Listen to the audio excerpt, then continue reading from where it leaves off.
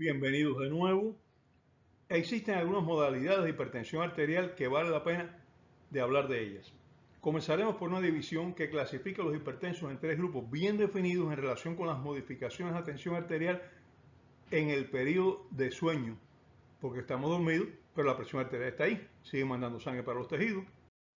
Normalmente, por el día, estamos en estado de alerta y el sistema nervioso simpático aumenta su actividad tipo alfa para mantener al organismo en condiciones adecuadas.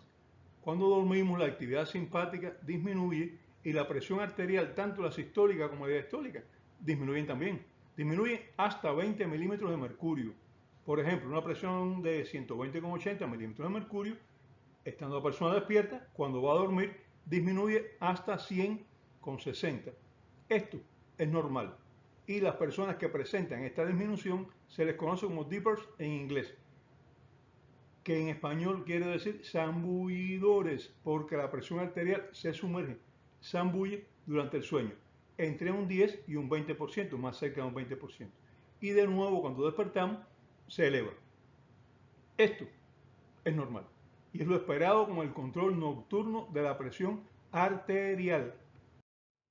Las personas en las que esta disminución no ocurre se les conoce como no dipper, o sea, no zambullidores, y presentan hipertensión arterial por un aumento del tono simpático alfa mantenido aún durante el sueño, y son pacientes resistentes al tratamiento común.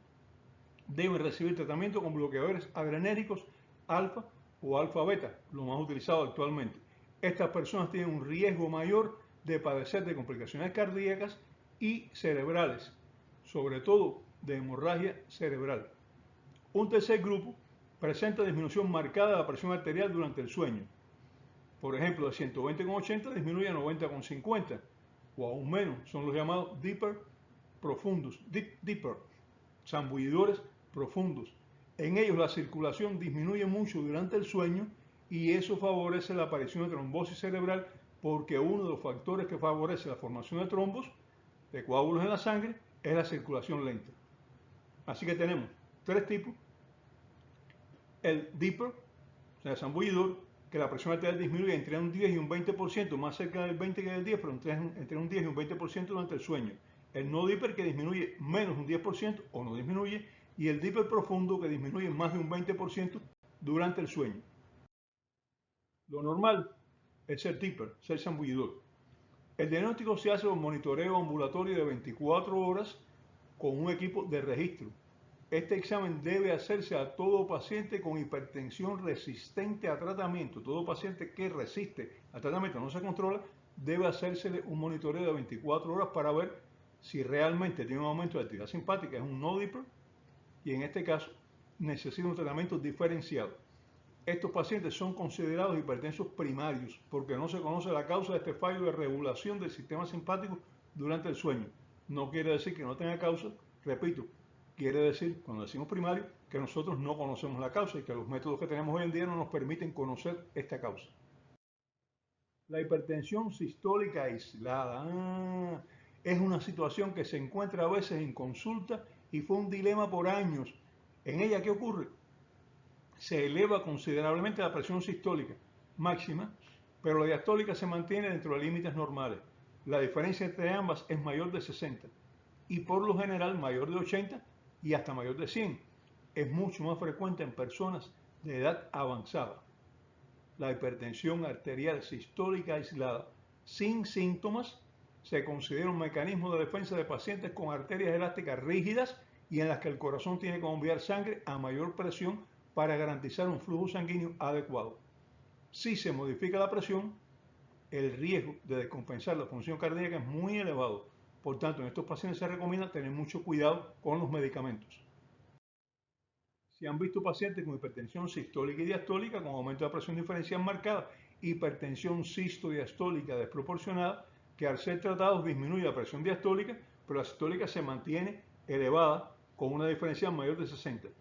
Se considera que en estos casos debe manejarse con cuidado, porque disminuciones de la presión sistólica mayores, estamos buscando que la sistólica disminuya, puede causar una disminución muy marcada de la diastólica y esto puede empeorar la función cardíaca, porque esta hipertensión sistólica puede ser un mecanismo de defensa cardíaco para garantizar la presión arterial media. Hablamos de ella. Por tanto, debemos irlo disminuyendo poquito a poco y vigilar señales de descompensación. Si aparecen señales de insuficiencia cardíaca, parar el tratamiento y restablecer el anterior. Esta modalidad de hipertensión, la sistólica y aislada, ha sido objeto de discusión por muchos años. La pregunta básica es ¿cuál? ¿Tratar a un paciente hipertenso con hipertensión arterial sistólica aislada o no tratarlo? Actualmente se considera tratar si existen determinadas condiciones. Si estas condiciones no existen, observar y no medicar.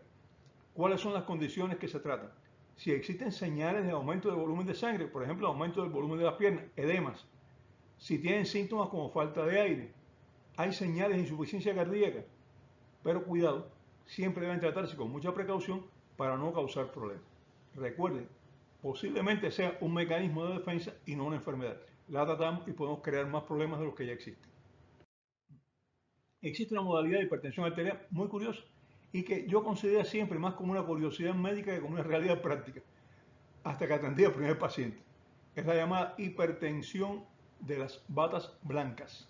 Son personas que no son hipertensas, pero que cuando se enfrentan a un personal de salud que va a medir la presión arterial, sufren de descargas de adrenalina y se les eleva significativamente la presión. Reacciona ante el personal de salud. ¿Cómo se diagnostica? El diagnóstico es fácil.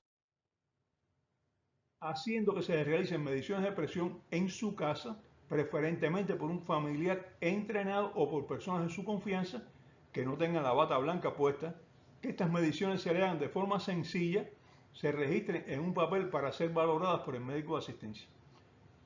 Recuerdo un paciente que yo tenía que una prima del médico le medía la presión, estaba muy bien, una médica de forma mía, y me decía, profe, la presión está muy bien, cada vez que el examen está normal y cada vez que llevaba la consulta estaba elevada. Entonces yo dejé de medir la presión en consulta, le dije, está bien que te la mida tu prima nada más.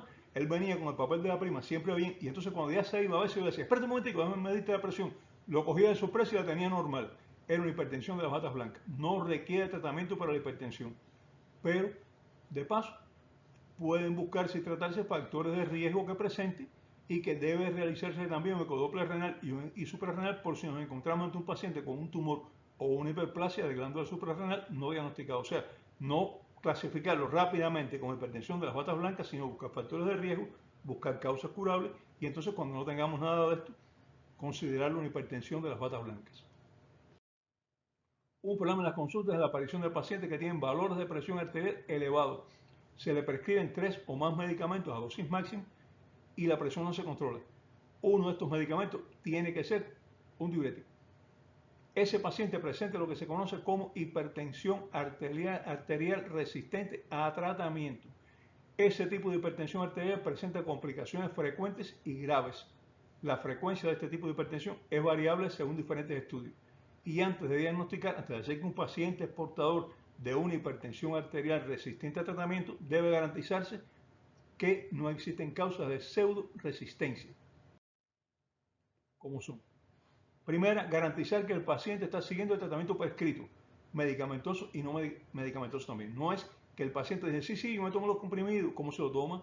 ¿Quién se los da? ¿Quién me garantiza a mí que está tomando los medicamentos que tiene que tomar? ¿Quién me garantiza que no está haciendo las cosas mal hechas, que no está siguiendo un tratamiento no medicamentoso, que no come cantidades de sal, que no toma cantidades de refresco? ¿Quién me garantiza eso? Tengo que garantizarlo. Garantizar que los medicamentos que está utilizando pertenecen a grupos diferentes y sean compatibles entre ellos. Hemos visto pacientes tratados con 2 medicamentos del mismo grupo. Eso no puede ser. Garantizar que la dosis de los medicamentos que está tomando sea la dosis máxima. Que uno de los medicamentos sea un diurético. Que las mediciones de presión sean reales. Que alguien nos garantice que se le está tomando la presión por personal que sabe tomar presión. Que hay otra situación, que el paciente no esté tomando medicamentos que elevan la presión arterial. Ya hablamos de los antiinflamatorios, no esteroideos y esteroideos que pueden elevar la presión. El paciente está siguiendo el tratamiento, pero está tomando una cantidad grande de medicamentos antiinflamatorios no esteroideos porque sufre de artrosis, sufre de artritis. Y entonces, bueno, pues esta puede ser la causa de la resistencia. Que no sufra de apnea del sueño. La apnea del sueño, ya hablamos, es factor de riesgo de hipertensión, es causa de hipertensión y es causa de resistencia a tratamiento y necesita ser diagnosticada y tratada. Que no se trata de hipertensión de las batas blancas, ya hablamos de ella, y que además de eso no sufre una causa secundaria de hipertensión. Si aparece una de estas situaciones de pseudo resistencia que hemos hablado, el paciente no tiene resistencia, no es una hipertensión resistente a tratamiento, es un paciente con una pseudo resistencia y debe tratarse la pseudo resistencia. Una vez descartado todo esto, ante un hipertenso que toma 3 o más medicamentos, que uno de ellos es un diurético, que no se controla o que necesita 4 medicamentos para controlarse, entonces estamos ante un caso de hipertensión resistente a tratamiento.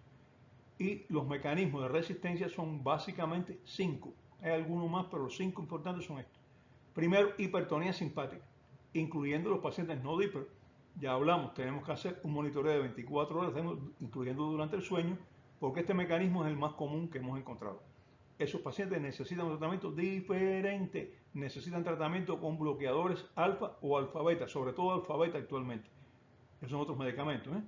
Otra causa importante es el hiperaldosteronismo. Un paciente con hiperaldosteronismo, hasta que usted no trate esa causa, no va a controlar la presión arterial. Otra es distrés endotelial con disfunción del endotelio. Tiene que buscar los factores que pueden causar el distrés endotelial, que ya hablamos de ellos, y tratarlo.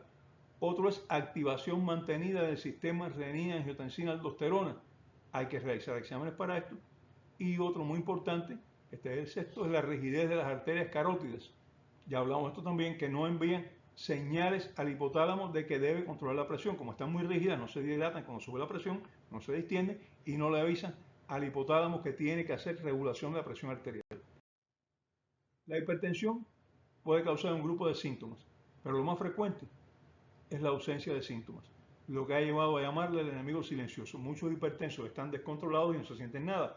Usted empieza a mejorarle la presión arterial y empiezan a tener síntomas. Entonces, ay doctor, no, yo estaba mejor antes del tratamiento, pero usted tenía presión normal ahora. Ah, sí, pero la presión mía es la otra, no es esta. Por eso me sentía bien cuando tenía presión elevada y ahora me siento mal. Es que tenía su sistema circulatorio adaptado a hipertensión arterial.